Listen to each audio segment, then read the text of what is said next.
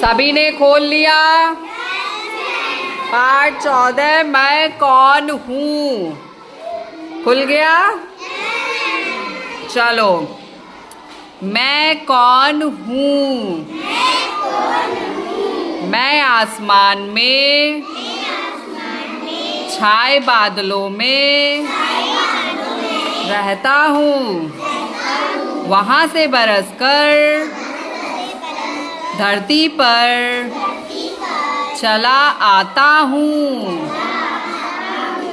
तुम कागज की नाव बनाकर मुझ में ही तैराते हो। ध्यान दो, सभी मात्राओं को हम कैसे पढ़ रहे हैं। अब सभी मात्राएं आ गई है ना। हाँ, तो बहुत ध्यान से सुनो, उंगली रख के सभी पढ़ेंगे। बताओ, मैं कौन हूँ। मैं सोतों से निकलता हूँ। तालाबों और झीलों में जमा होता हूँ। नदियों में बहता हूँ। बहकर समुद्र में पहुँचता हूँ। वहाँ से भाप बनकर उड़ जाता हूँ और बादल बनकर बरस जाता हूँ। बताओ, मैं कौन हूँ। मैं नल में आता हूँ। कुओं से निकाला जाता हूँ। बांधों में जमा होता हूँ। बताओ, मैं कौन हूँ। तुम मुझसे ही हाथ मुंह धोते हो, नहाते हो, कपड़े धोते हो। प्यास लगने पर मुझे पीते हो। मुझसे ही तुम खाना बनाते हो।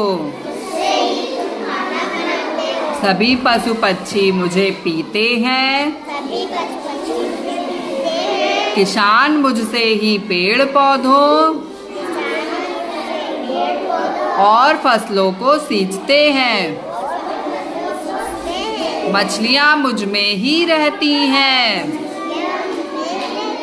बताओ, मैं कौन हूँ। मेरी जरूरत सभी को है। अगर मैं साफ रहूं तो तुम स्वस्थ रहते हो। कोई मुझे गंदा कर देगा तो तुम बीमार हो जाओगे। इसीलिए मुझे सदा साफ रखना। जितना जरूरी हो उतना प्रयोग करना।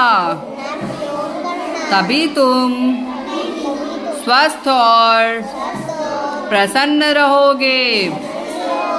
अब तो तुम जान गए मैं कौन हूँ। जरा मेरा नाम बताओ। समझ में आया? कौन है? पानी। पानी के बारे में बात हो रही है ना। पानी बादल से बरसता है। नदियों में, तालाबों में, झीलों में होता है। देखा है ना।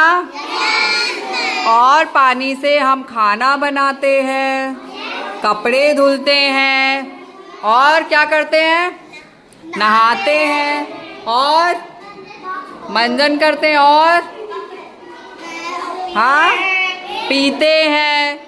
सभी काम करते हैं ना पानी से।